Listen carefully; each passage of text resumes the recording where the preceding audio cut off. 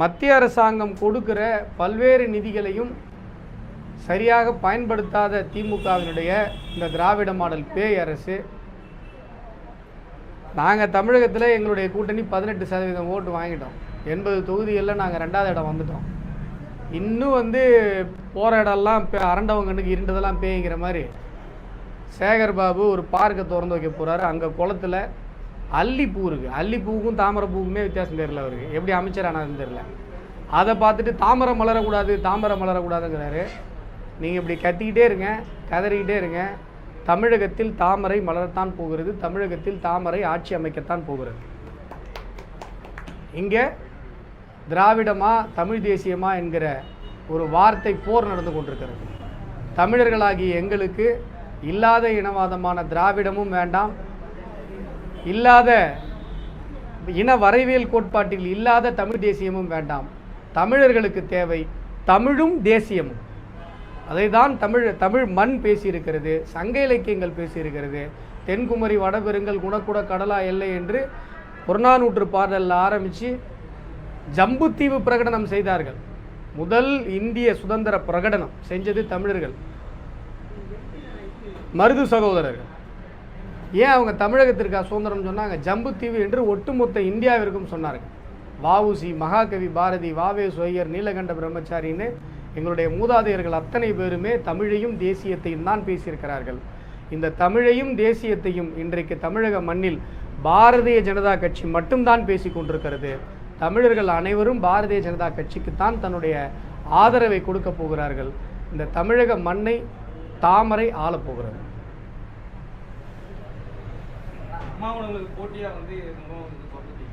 இல்லை, அம்மா உணவகங்கள்ங்கிறது அரசு தொடங்கிறது.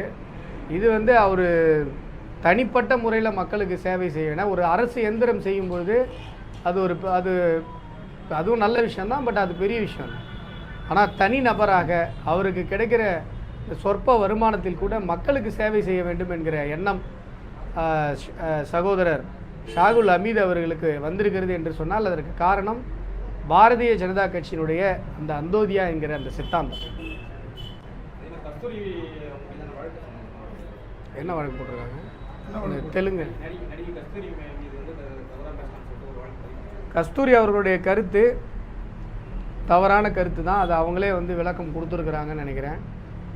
ஏன்னு சொன்னால் இங்கே தெலுங்கு பேசுகிற பெருமக்கள் இங்கு அந்நிய நாட்டு படையெடுப்பாளர்கள் அவர்களுடைய ஆக்கிரமிப்பிற்கு எதிராக இங்கே வந்தாங்க. மதுரை மீனாட்சி அம்மன் கோவிலை காப்பாற்றணும்னு சொல்லி நாயக்க மன்னர்கள் வந்தாங்க. இன்றைக்கும் அங்கே சரபோஜி மன்னர்கள், நீங்கள் அந்த பக்கம் காஞ்சிபுரம் தஞ்சாவூர் புன்னைநல்லூர் மாரியம்மன் கோயில் இஸ்லாமிய ஆக்கிரமிப்பாளர்களால் இடிக்கப்பட்டு திரும்ப கட்டப்பட்டது சரபோஜி மன்னர்களால். அந்த பக்கம் நாகப்பட்டினம் சுற்றி நீங்கள் பார்த்தீங்கன்னா பல கோவில்கள் இஸ்லாமிய ஆக்கிரமிப்பாளர்களால் படையெடுப்பாளர்களால் சிதைக்கப்பட்டு மீண்டும் கட்டப்பட்டது. இப்படி இருக்கும்பொழுது தமிழிலிருந்து பிறந்த மொழி தான் தெலுங்கு என்று சொல்லும்பொழுது அதை பிரித்து பார்க்க வேண்டிய அவசியம் இல்லை. யாதும் ஊரே யாவரும் கேளிர் என்கிற சித்தாந்தம் தான் நம்முடைய தமிழ் மண்ணினுடைய சித்தாந்தம். இன ரீதியாக பிரித்து பார்க்கிற வியாதி திராவிடத்தால் தமிழகத்தில் பலருக்கும் வந்திருக்கலாம். இவங்க அப்படி பேசலை, இப்படி மீன் பண்ணலன்னு சொல்லியிருக்காங்க. அதில் இன்னொரு தவறு என்ன சொன்னாங்கன்னா, தெலுங்கர்கள் 300 வருஷத்துக்கு முன்னாடி வந்தாங்க, பிராமணர்கள் அதுக்கு முன்னாடி வந்துட்டாங்கன்றாங்க. பிராமணர்கள் ஆரிய திராவிட இனவாதத்தில் கைபர் போலன் வழியாக வந்தாங்கன்றதுக்கு எந்த விதமான எவிடன்ஸும் இல்லை. அவங்களே பிராமணர் தான். ஆனால் இந்த ஆரிய திராவிட இனவாதம் அந்தளவுக்கு இங்கே பொய் பித்தலாட்டத்தை ஏற்படுத்தியிருக்கு. தொல்காப்பியத்தில் அகத்திணை மாந்தர்களில் பிராமணர்கள் இருக்காங்க.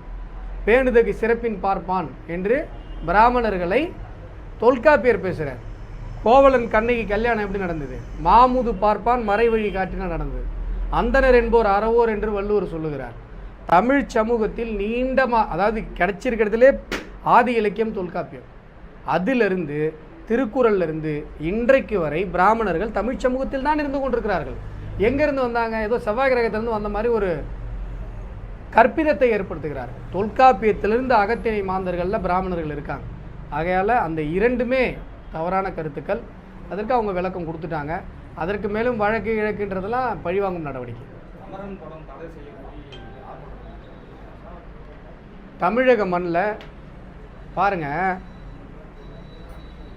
சார், எல்லா இஸ்லாமியர்களையும் தீவிரவாதிகள்னு சொல்லாதீங்க சார். அது நாமளே சொல்லிகிட்டு இருக்கோம். எல்லா இஸ்லாமிய பெருமக்களையும் நீங்கள் வந்து தீவிரவாதிகள் சொல்லாதீங்க. அதற்கு பிறகு என்ன பண்ணாங்க, அந்நிய நாட்டு சித்தாந்தவாதிகள் தீவிரவாதத்திற்கு மதம் இல்லைன்னு சொன்னாங்க. கரெக்டு, தீவிரவாதத்திற்கு மதம் இல்லை. தீவிரவாதிகளே இஸ்லாமியர்கள் என்று சொல்லாதீர்கள். கரெக்டு. ஏன்னா ஒரு குறிப்பிட்ட ஒரு சமூகத்தையே தீவிரவாதம் என்று சொல்ல வேண்டாம். ஆனால் இன்றைக்கி தீவிரவாதிகளே சொல்லாதீங்க, மக்கள் போராளிகள்னு சொல்லுங்கன்றாங்க. காஷ்மீரில் குண்டு வைக்கிற தீவிரவாதிகளாக மக்கள் போராளியாமா. நீங்கள் வந்து சில அறிவுஜீவிகள் பேசிகிட்டு இருக்காங்க.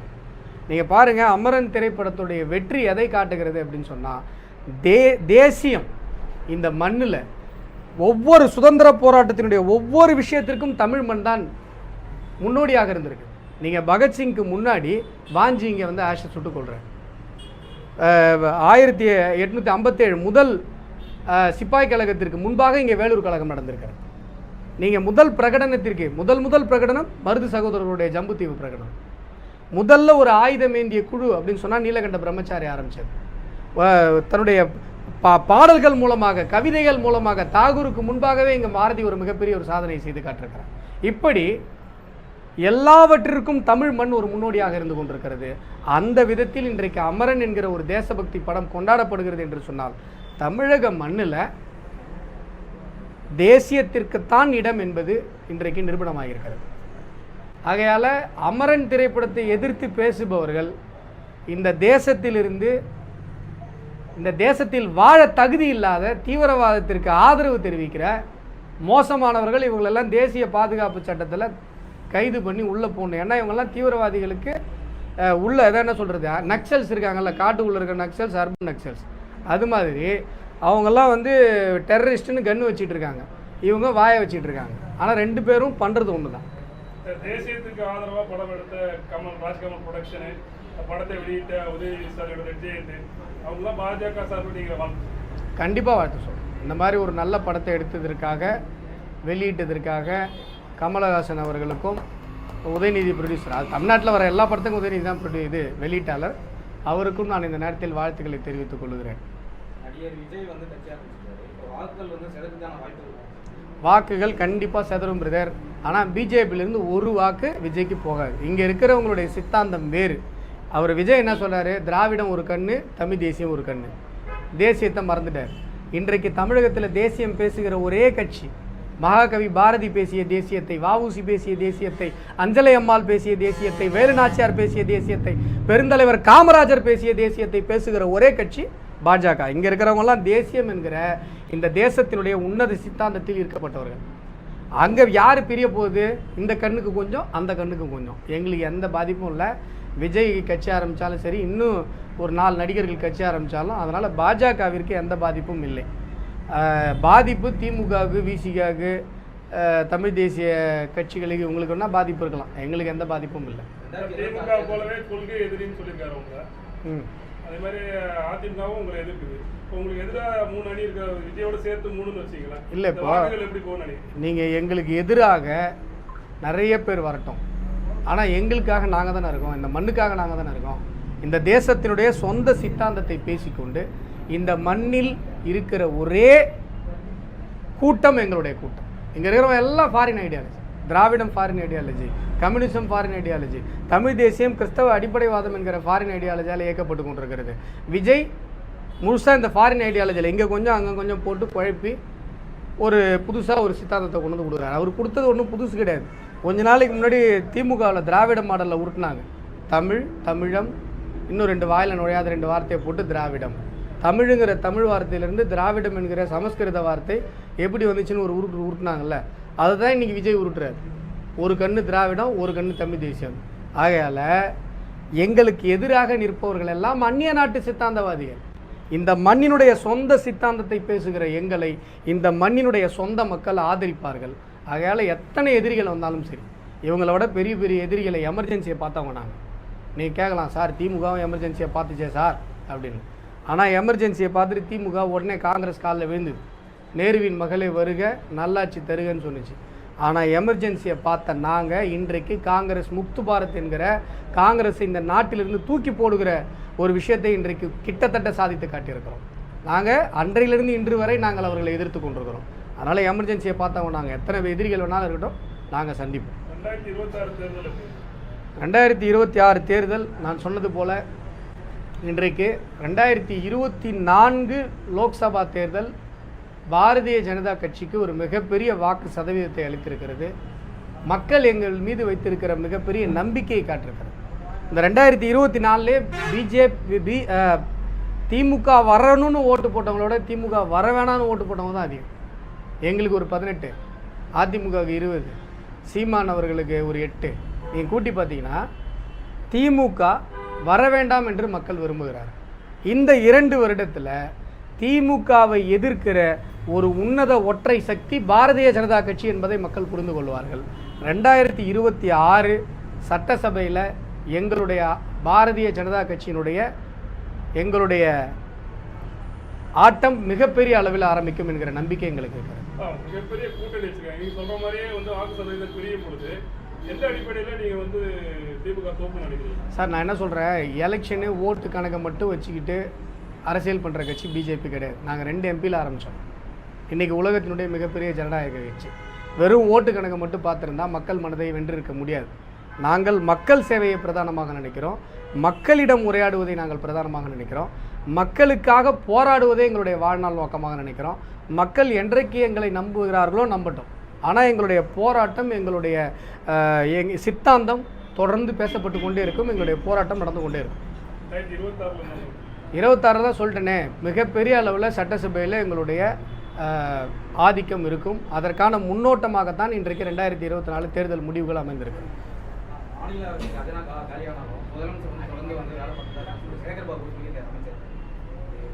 கஜானாவை யார் காலி பண்ணான்னு மட்டும் தெளிவாக சொல்லுங்க.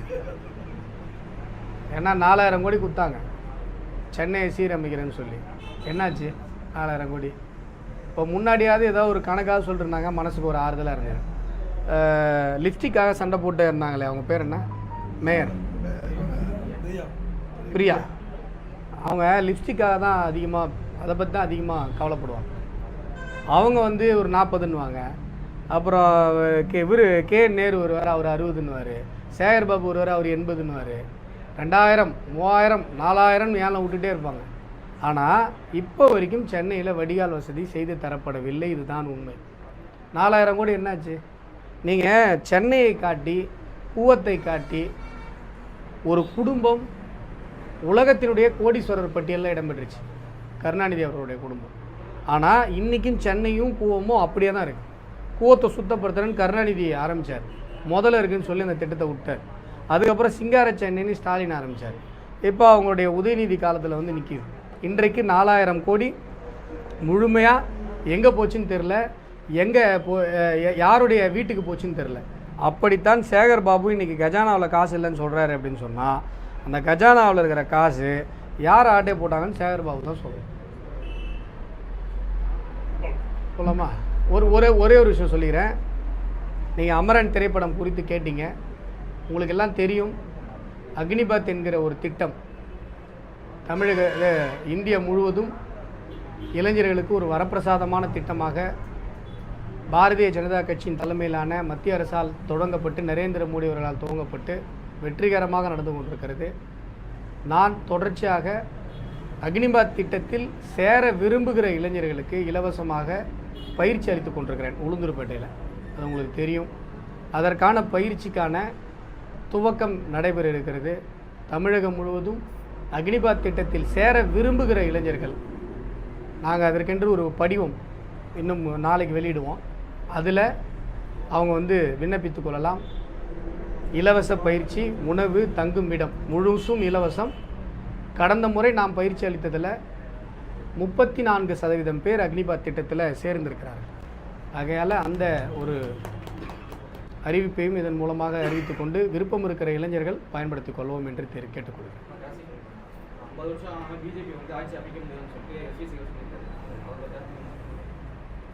சார், ஸ்ரீசேகர் அவர்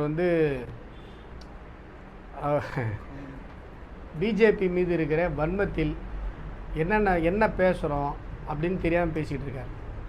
இன்றைக்கி காலையில் பார்த்தேன், ஜெயலலிதா அவர்களுடைய ஆவியோட பேசினேன்றார். சரியா? அதுவும் 6 மாதத்துக்கு ஆவி பேசாதாமா, 8 மாதம் கழிச்சு தான் பேசுமாமா. இப்படிலாம் பேசிகிட்டு இருக்காரு. அவர் வந்து ஏதாவது என்ன பிரச்சனைன்னு நம்ம பார்க்கணும். அதனால் அது அவர் பேசுகிற கேள்வியெல்லாம் சீரியஸாக எடுத்துகிட்டு வந்து கேட்டால் நான் எப்படி பதில் சொல்லுவேன்?